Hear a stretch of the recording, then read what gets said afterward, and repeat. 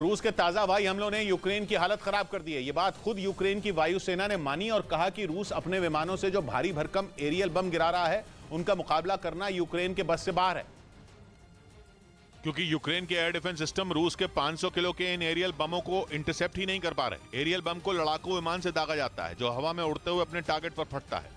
खबर है कि 24 मार्च को रूस के 10 सुखोई Su-35 लड़ाकू विमानों ने यूक्रेन के सुमे प्रांत पर 11 गाइडेड एरियल बम गिराए थे। फिर 4 दिन बाद रूस की सेना ने दोबारा सुमे प्रांत को एक एरियल बम से ही निशाना बनाया।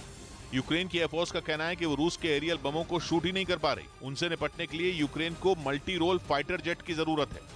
इधर उत्तर प्रदेश के बुलंदशहर में एक घर के अंदर हुए धमाके में 4 लोगों की मौत हो गई। पुलिस के मुताबिक वहां केमिकल बनाने का काम चल रहा था, तभी उस घर में जोरदार धमाका हुआ।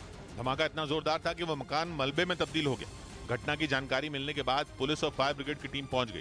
अंदर से यहाँ कुछ सिलेंडर बरामद भी हुए हैं। पुलिस ने शवों को कब्जे में लेकर पोस्टमार्टम के लिए भेज दिया और मामले की जांच में जुट गई।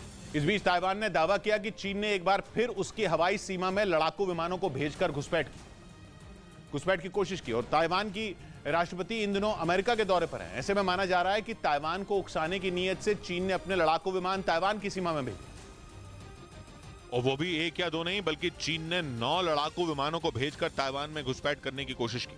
ताइवान का दावा है कि इस घटना के बाद उसकी वायुसेना ने भी गश्त तेज कर दी। असल में ताइवान की राष्ट्रपति साई इंग वेन अमेरिका के दौरे पर हैं और उनके दौरे की खबर से चीन बुरी तरह बौखलाया हुआ है। इतना ही नहीं, ताइवान की राष्ट्रपति के अमेरिका पहुंचते ही चीन ने ताइवान को सीधे युद्ध की धमकी दे डाली और ताइवान की हवाई सीमा में अपने लड़ाकू विमानों की घुसपैठ के जरिए उसने अपनी चेतावनी का ट्रेलर दिखाने की कोशिश की। हालांकि हर बार की तरह इस बार भी चीन के लड़ाकू विमान ताइवान की हवाई सीमा में चक्कर लगाकर लौट आए। असल में चीन अमेरिकी और ताइवान के बीच बढ़ती नजदीकियों से घबराया हुआ है, इसलिए वो नहीं चाहता कि अमेरिका किसी भी मुद्दे पर ताइवान का साथ दे। चीन लंबे वक्त से ताइवान पर कब्जा करने का मंसूबा पाले हुए है, जबकि अमेरिका उसकी राह में रोड़ा बनकर खड़ा है। और वो चीन को चेतावनी दे चुका है कि अगर उसने ताइवान पर हमला करने की सोची तो उस जंग में अमेरिका भी कूद जाएगा।